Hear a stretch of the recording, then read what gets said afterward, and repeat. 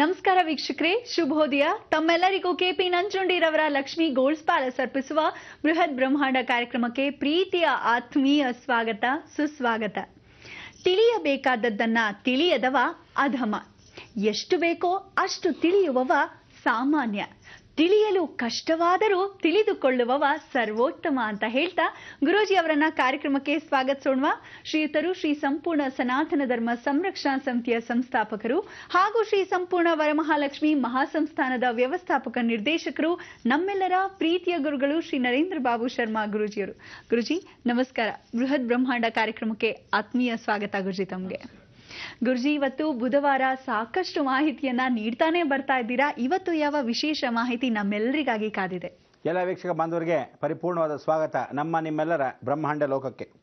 ಪ್ರತಿದಿನ ಒಂದಲ್ಲ ಒಂದು ವಿಚಾರಗಳನ್ನು ಮಾತಾಡ್ತಾ ಇದ್ವಿ ಅಂತ ಅಂದ್ಕೊಳ್ಳೋಣ. ಈ ಒಂದು ವಿಶೇಷವಾಗಿರ್ತಕ್ಕಂಥ ಆಷಾಢ ಮಾಸದಲ್ಲಿ ಬಹಳಷ್ಟು ಎಚ್ಚರಿಕೆಯನ್ನು ನೀಡಬೇಕಾದ ಒಂದು ಧರ್ಮ ನಮ್ಮ ಮುಖಾಂತರವಾಗಿ ಪ್ರತಿಯೊಬ್ಬರಿಗೂ ಹೇಳಬೇಕು ಅಂತ.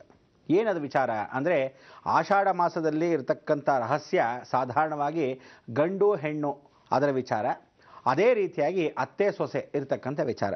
ಈಗ ಸಾಧಾರಣವಾಗಿ ಗಂಡು ಹೆಣ್ಣನ್ನು ಬೇರೆ ಇರು ಅಂತ ಹೇಳ್ತಾರೆ. ಇದು ಗಂಡು ಹೆಣ್ಣಿಗೆ ಬೇರೆ ಇರುವಂತ ಅಲ್ಲವೇ ಅಲ್ಲ. ಇದು ನಿಜವಾಗ್ಲೂ ಆಷಾಢ ಮಾಸದಲ್ಲಿ ಯಾವುದೇ ಒಂದು ಅತ್ತೆ ಒಂದು ಸೊಸೆ ಒಂದೇ ಮನೇಲಿ ಇರಬಾರ್ದು ಅನ್ನೋಕ್ಕೋಸ್ಕರ ಸರಿ ಹೋಗಿ ತವ್ರ ಮನೆ ಬಿಟ್ಟು ಬಂದ್ಬಿಡೋ ಅಂತ ಹೇಳಿ ಆ ಅತ್ತೆ ಆದವಳು ಹೇಳಿರ್ತಾಳೆ.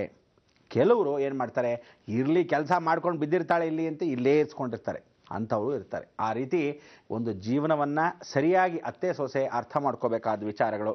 ಅಲ್ಲಿ ಅಕಸ್ಮಾತ್ ಇದ್ದರೆ ಅಲ್ಲಿ ಹುಟ್ಟತಕ್ಕಂಥ ಮಕ್ಕಳು, ಅವಳ ಅಕಸ್ಮಾತ್ ಆ ಸಮಯದಲ್ಲಿ ಯಾವುದೇ ಕಾರಣಕ್ಕೂ ಬಾಣಂತಿ ಅಥವಾ ಬಸರಿ ಆದಾಗ ಆ ಸಂತಾನ ಅಭಿವೃದ್ಧಿ ಆಗ್ತಕ್ಕಂಥದ್ಕಿಂತ ನಶಿಸಿ ಹೋಗುತ್ತೆ, ಒಳ್ಳೆ ಸಂತಾನವಾಗೋದಿಲ್ಲ. ಅಂದರೆ ಪೋಲಿಯೋ ಅಟ್ಯಾಕ್ ಆಗೋದಾಗಲಿ, ನರ ದೌರ್ಬಲ್ಯ ಇರತಕ್ಕಂಥ ಮಗು ಆಗಲಿ, ಕಣ್ಣು ಮೂಗು ಅಥವಾ ಕಿವಿ ಅಂದರೆ ಯಾವುದೇ ಕಾರಣಕ್ಕೂ ಮೂಗು ಮಗು ಆಗುತ್ತೆ, ಆ ಥರದ ಮಗುಗಳು ಹುಟ್ಟತಕ್ಕಂಥ ವಿಚಾರಗಳು ಜಾಸ್ತಿ.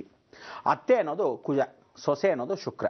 ಕುಜ ಶುಕ್ರ ಇಬ್ಬರು ಇದ್ದಾಗ ಒಂದೇ ಸ್ಥಳದಲ್ಲಿ ಏನು ಆಘಾತಗಳಾಗತ್ತೆ, ಏನು ಅನಾಹುತಗಳಾಗತ್ತೆ, ಅದೇ ರೀತಿಯಾದ ಅನಾಹುತಗಳು ಮನೆಯಲ್ಲಿ ಸಂಭವಿಸುತ್ತೆ. ಇದೇ ಒಂದು ಆಷಾಢ ಮಾಸ. ಆಷಾಢ ಮಾಸದಲ್ಲಿ ದೇವತಾ ಅನುಗ್ರಹ ಅಂತ ಕರಿತೀವಿ. ಕೆಲವರಲ್ಲಿ ಕಾರ್ತಿಕ ಮಾಸದಲ್ಲಿ ದೀಪ ಅನುಗ್ರಹವನ್ನು ಕೊಡ್ತಕ್ಕಂಥ ದೀಪೋತ್ಸವ, ಆ ದೀಪಗಳ ಬೆಳಕಿನಲ್ಲಿ ನಾವು ದಕ್ಷಿಣಾಯನದಿಂದ ಉತ್ತರಾಯಣಕ್ಕೆ ಪ್ರಯಾಣ ಶುದ್ಧಿ ಆಯಿತು ಅಂದರೆ ಶುರು ಆಗೋಯ್ತು ಅಂತ ಸ್ಮರಣೆ ಮಾಡ್ಕೊತೀವಿ. ಅದೇ ರೀತಿ ಆಷಾಢ ಮಾಸದಲ್ಲಿ ಏನು ಅಂದರೆ ಶ್ರಾವಣ ಮಾಸಕ್ಕೆ ಬರ್ತಾ ಇದ್ದಾಗ ದಕ್ಷಿಣಾಯನಕ್ಕೆ ಅಂದರೆ ಉತ್ತರಾಯಣದಿಂದ ದಕ್ಷಿಣಾಯನಕ್ಕೆ ಪ್ರಯಾಣ ಮಾಡ್ತಾ ಇದ್ದೀವಿ ಅನ್ನೋದು ಸೂಚನೆ ಕೊಡ್ತಾ ಇರತಕ್ಕಂಥ ವಿಚಾರ. ಅಂಥ ಒಂದು ಸೂಚನೆಯಲ್ಲಿ ನಾವು ವ್ರತಗಳು ಅಂತ ಕರಿತೀವಿ. ಈ ವ್ರತಗಳು ಪ್ರಾರಂಭಿಸೋದು, ವ್ರತ ನಿಷ್ಠೆ ಅನುಷ್ಠಾನವನ್ನು ಮಾಡೋದು. ಈ ಸಮಯದಲ್ಲಿ ಹೆಣ್ಣು ಮಕ್ಕಳು ಆಷಾಢದಲ್ಲಿ ಭಾಳಷ್ಟು ಜನ ಯಾವ ಕಾಲಕ್ಕೂ ತಿಳ್ಕೊಳ್ಳಿ, ಗೋರಿಂಟಾಕು ಅಂದರೆ ಮೆಹಂದಿ ಅಂತ ಏನು ಅನ್ಕೊತೀರಾ, ಅದೆಲ್ಲ ಗೋರಿಂಟಾಕು ಅಂತ ಕರಿತೀವಿ. ಈ ಮೆಹಂದಿ ಹಾಕ್ಕೊಳ್ತಕ್ಕಂಥ ವಿಧಾನ ಯಾಕೆ ಅಂದರೆ, ಆರೋಗ್ಯ ಪರಿಸ್ಥಿತಿಯಲ್ಲಿ ಹೆಣ್ಣು ಮಕ್ಕಳಿಗೆ ಅದೇ ಆಷಾಢ ಮಾಸದಲ್ಲಿ ಕೆಲವರಿಗೆ ಅಮ್ಮ ಅಂತ ಹೇಳಿ ಏನಂತಾರೆ ಮೀಸಲ್ಸ್ ಇಂಥದ್ದೆಲ್ಲ ಬರ್ತಕ್ಕಂಥದ್ದು. ಇದೆಲ್ಲ ಬರ್ತಕ್ಕಂಥ ಒಂದು ಸಮಯದಲ್ಲಿ ಕಣ್ಣಲ್ಲಿ ಅಥವಾ ಯಾವ ಕಾಲಕ್ಕೋ ತಲೆಯ ಭಾಗದಲ್ಲಿ ಅಥವಾ ಅಂತರದಲ್ಲಿ ಒಳಭಾಗ ಅಂದರೆ ರಂಧ್ರ ಮುಖಾಂತರವಾಗಿರ್ತಕ್ಕಂಥ ನವದ್ವಾರಗಳಲ್ಲಿ ಯಾವುದೇ ಒಂದು ಸ್ಥಳದಲ್ಲಿ ಈ ಒಂದು ವಿಶೇಷವಾಗಿರ್ತಕ್ಕಂಥ ಮೀಸಲ್ಸ್ ಆದಾಗ ಬಹಳಷ್ಟು ತೊಂದರೆಗಳಾಗತ್ತೆ. ಇದಕ್ಕೆಲ್ಲ ಸರಿಪಡಿಸೋಕ್ಕೆ ಉಷ್ಣಾಂಶತೆ ಅಂತ ಕರಿತೀವಿ. ಇದನ್ನು ತಂಪು ಮಾಡತಕ್ಕಂಥದ್ದು ಆಯುರ್ವೇದಿಕ್ ಮೆಡಿಸಿನ್ ಅಲ್ಲದೆ ಅವಳು ಶುಕ್ರ. ಈ ಸಾಕ್ಷಾತ್ ಶುಕ್ರನಾಗಿರ್ತಕ್ಕಂಥವನೇ ಯಾರು, ಅದರಲ್ಲಿ ವಾಸವಾಗಿರೋರು ರತಿ ಮನ್ಮಥ. ಈ ರತಿ ಮನ್ಮಥ ಏನು ಮಾಡ್ತಾನೆ, ಇಂದ್ರನ್ನ ರತಿ ಮನ್ಮಥ ಯಾವತ್ತಿದ್ರೂ ಗೇಲಿ ಮಾಡ್ತಾ ಇದ್ರಂತೆ. ಈ ಗೇಲಿ ಮಾಡ್ತಾ ಇದ್ದ ಸಮಯದಲ್ಲಿ ಆ ಇಂದ್ರದೇವ ಯಾವತ್ತೂ ಆ ಮನ್ಮಥನ್ನ ಸಂಹಾರ ಮಾಡೋಕ್ಕೆ ಹೊರಟಾಗ ಅವನು ಆಶೀರ್ವಾದ ಪಡೆದರು ಪರಮೇಶ್ವರನ ಮುಖಾಂತರ. ಒಂದು ಸಲ ಭಸ್ಮ ಹೋಗ್ತಾನೆ.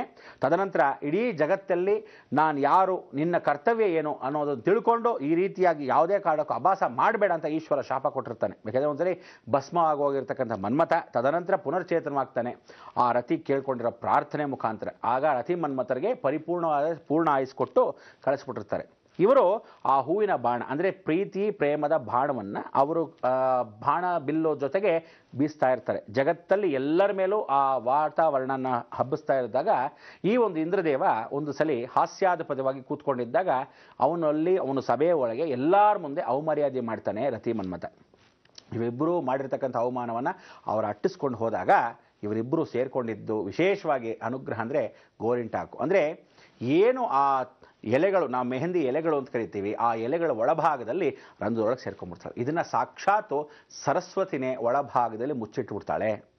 ಇದನ್ನ ಯಾವತ್ತು ಆಷಾಢ ಮಾಸದಲ್ಲಿ ಹೆಣ್ಣು ಮಕ್ಕಳು ತವ್ರ ಮನೆಗೆ ವಾಪಸ್ ಬರ್ತಾರೋ ಆ ಸಮಯದಲ್ಲಿ ಉಪಯೋಗಿಸ್ಕೊಂಡಾಗ ಆ ರತಿ ಮನ್ಮಥನೇ ರಸಮುಖಾಂತರವಾಗಿ ಪ್ರೀತಿ ಪ್ರೇಮ ವಾತ್ಸಲ್ಯ ಜಾಸ್ತಿ ವಿಶ್ವಾಸ ಬೆಳೆಸ್ಕೊಳ್ಳೋ ಹಾಗೆ ಇವರ ಮುಖಾಂತರ ಆರೋಗ್ಯ ಪರಿಸ್ಥಿತಿ ಮತ್ತು ದೇಹದ ಪರಿಸ್ಥಿತಿ ಮತ್ತು ಮುಂದೆ ಆಗತಕ್ಕಂಥ ಇವರಿಬ್ಬರ ಸಂಗಮ, ಯಾರೋ ಗಂಡ ಹೆಂಡತಿರ ಸಂಗಮಕ್ಕೆ ಅಭಿವೃದ್ಧಿ ಮಾರ್ಗವನ್ನು ಸೂಚಿಸ್ತಕ್ಕಂಥದ್ದೇ ಗೋರಿಂಟಾಕು. ಅದಕ್ಕೆ ಇಷ್ಟೆಲ್ಲ ಅಭಿವೃದ್ಧಿಯನ್ನು ಕೊಡ್ತಕ್ಕಂಥ ಈ ದಿನ ನಾವು ಆ ಗೋರಿಂಟಾಕನ್ನು ಆಯುರ್ವೇದಕ್ಕಾದರೂ ಉಪಯೋಗಿಸ್ತೀವಿ, ವೈಜ್ಞಾನಿಕವಾದರೂ ಉಪಯೋಗಿಸ್ತೀವಿ. ಯಾಕೆಂದರೆ ಅದನ್ನು ಇಡೀ ದೇಹದ ಉಷ್ಣಾಂಶವನ್ನು ತೆಗಿತಕ್ಕಂಥದ್ದು ಈ ರತಿ ಮನ್ಮಥನ ಅನುಗ್ರಹ.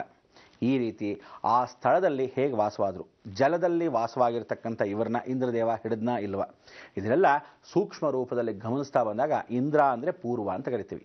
ಪೂರ್ವದಲ್ಲಿ ಹುಟ್ಟಿರ್ತಕ್ಕಂಥವ್ರು ಅಂತಂದರೆ, ಪೂರ್ವದಲ್ಲಿ ಹುಟ್ಟಿದವರು ಅಂದರೆ ತಾತ ಮುತ್ತಾತನ ಕಾಲದಿಂದ ಒಂದೇ ಮನೆಯಲ್ಲಿ 4 ತಲೆಮಾರು ಯಾರು ಹುಟ್ಟುತ್ತಾರೋ ಅವರಿಗೆ ಬರ್ತಕ್ಕಂಥ ದೋಷ. ಈಗ ಫಾರ್ ಎಕ್ಸಾಂಪಲ್ ಒಂದು ಮನೆಯಲ್ಲಿ ಹುಟ್ಟಿರ್ತೀರ, ನನ್ನ ಮಗ ಫಾರಿನಲ್ಲಿ ಹುಟ್ಟಿದಾರಿ ಅಂದರೆ ಈ ಮನೇಲಿ ಹುಟ್ಟಿರಲ್ಲ, ಅವನೆಲ್ಲ ಫಾರಿನಲ್ಲಿ ಹುಟ್ಟಿರ್ತಾನೆ.